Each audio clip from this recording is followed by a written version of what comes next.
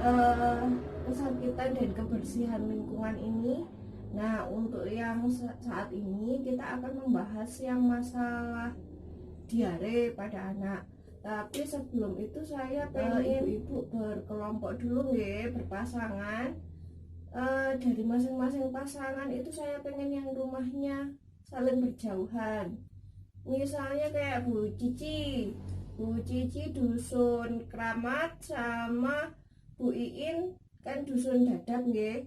Monggo supaya yang berjauhan ini ngumpul. Terus Bu Erma sama Bu Nana.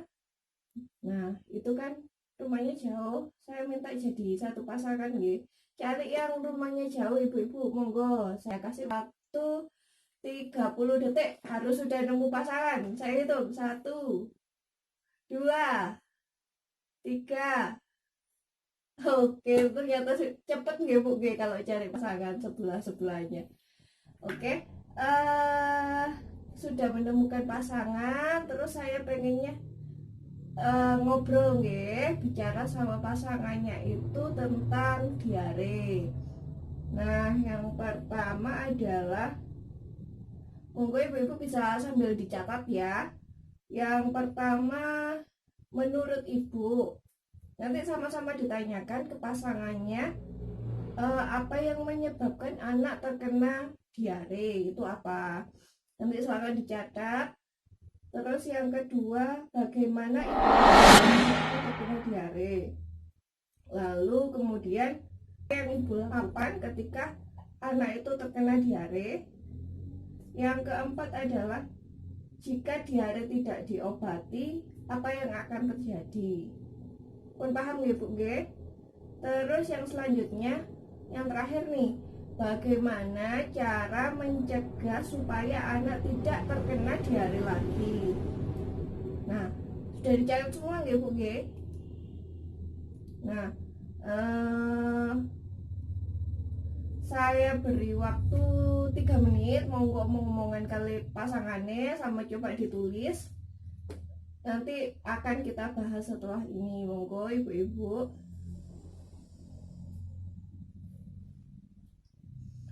Sudah 3 menit nggih Bu?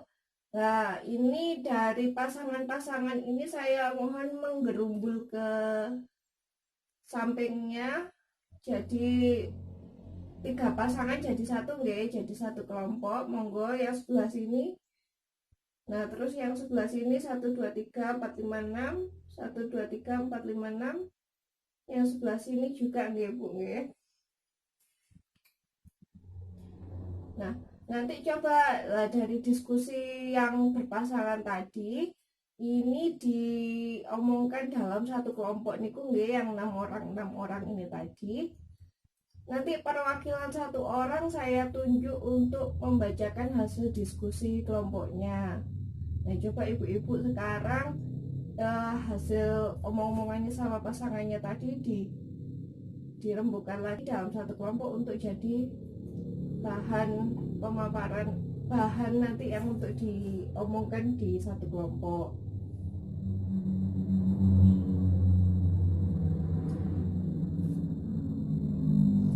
Oke, sampun nggih.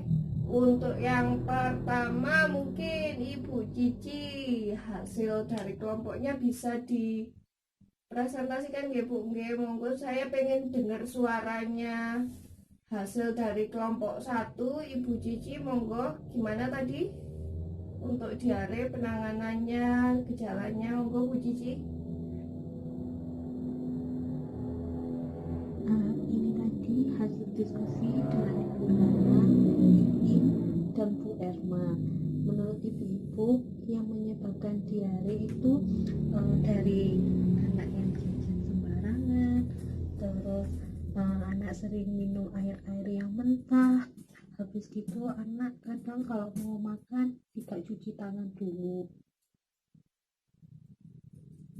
Terus soal yang kedua, bagaimana ibu-ibu tahu kalau anak terkena diare? Biasanya itu ya Mbak, kalau anak-anak di rumah itu kadang BAB-nya itu terus-terusan, terus itu BAB-nya itu encer gitu, terus anaknya juga lemes,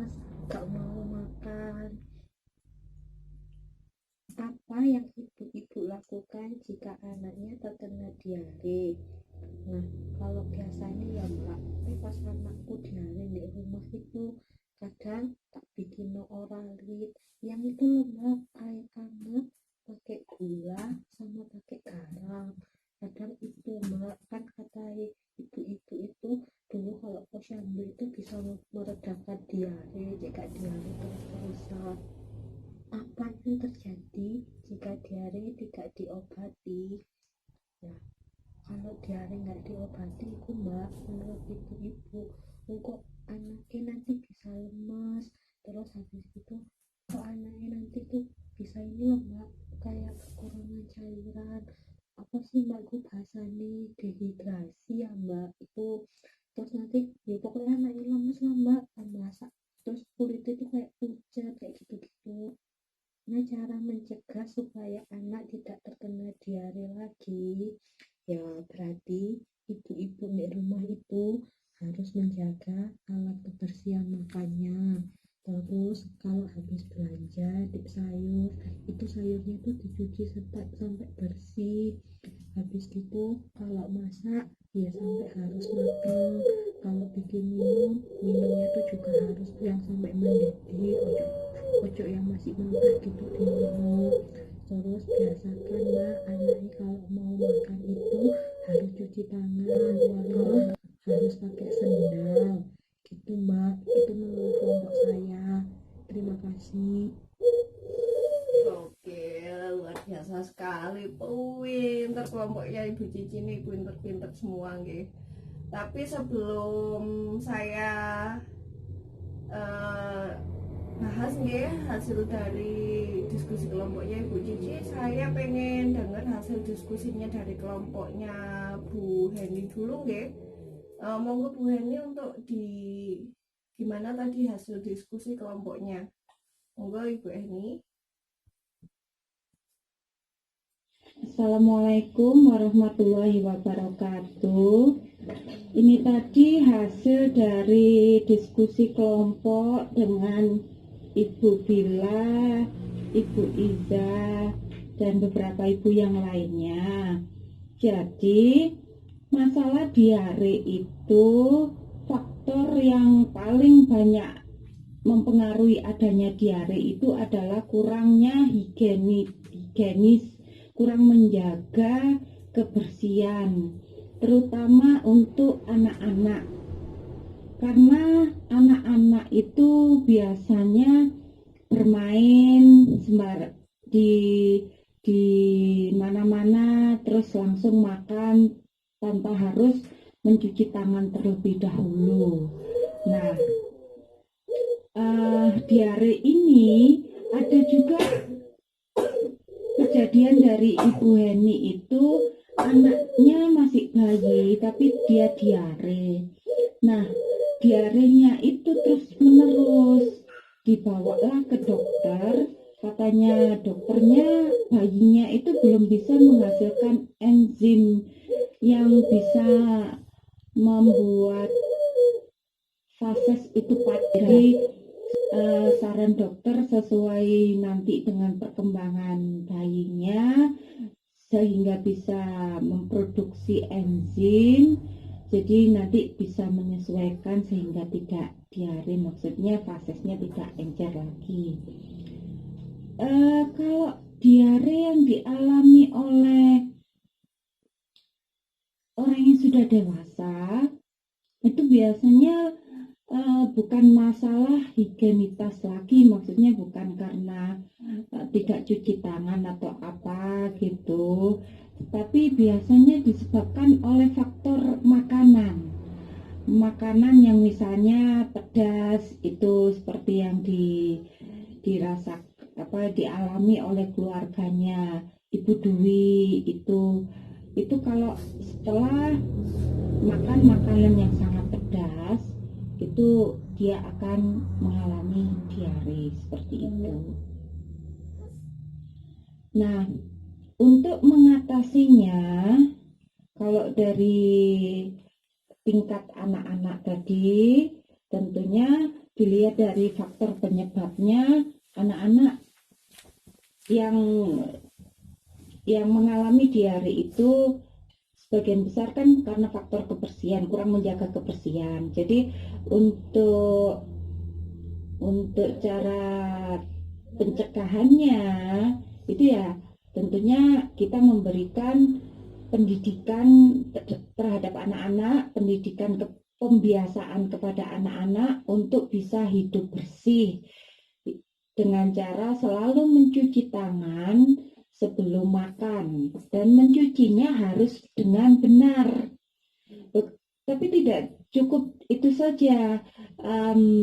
Anak-anak juga diajari kalau jajan di toko ataupun di warung itu juga dilihat apakah yang jualan itu menjaga kebersihan apa tidak.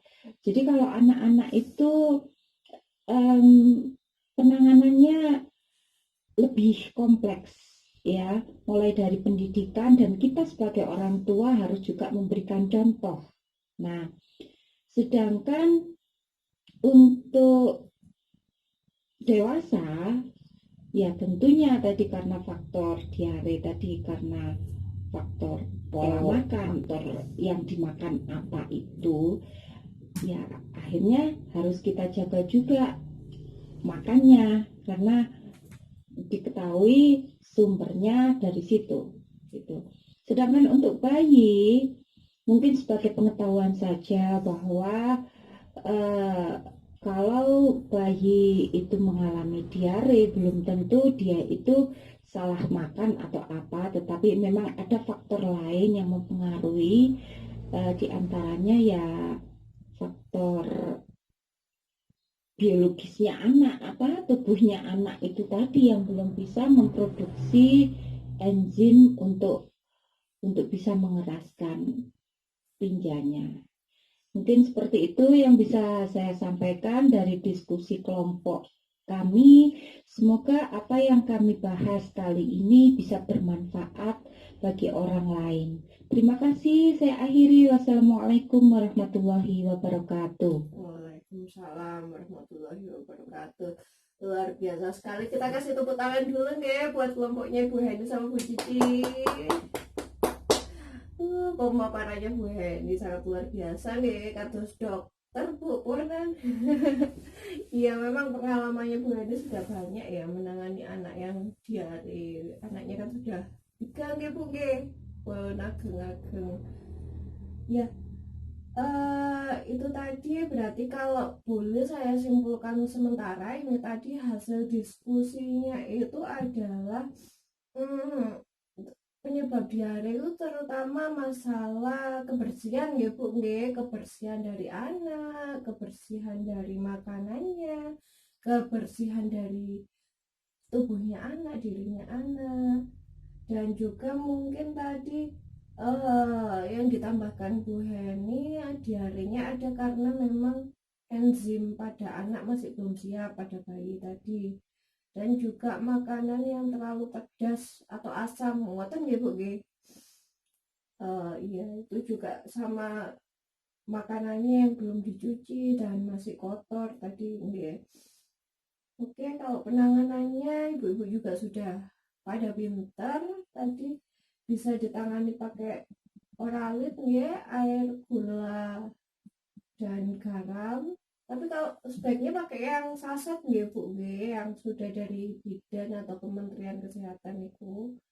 Takarannya kan soalnya sudah ditentukan oleh pabriknya. Lalu pencegahannya adalah menjaga kebersihan diri. Oke, berarti ini sudah sesuai ya Bu nggih. Ini kan berarti untuk kita sehat harus menjaga kebersihan diri dan punya perilaku hidup bersih dan sehat. Ya. Untuk selanjutnya biar kita lebih jelas juga tentang diare, kita akan melihat film. Monggo disimak baik-baik ya filmnya ini tentang diare. Kita simak kata Bu Bidan seperti apa tentang diare. Tadi kan masih rata-rata masih fasesnya itu encer ngoten ya Bu ya, tapi diare yang sebenarnya itu seperti apa menurut Bu Bidan atau tenaga kesehatan.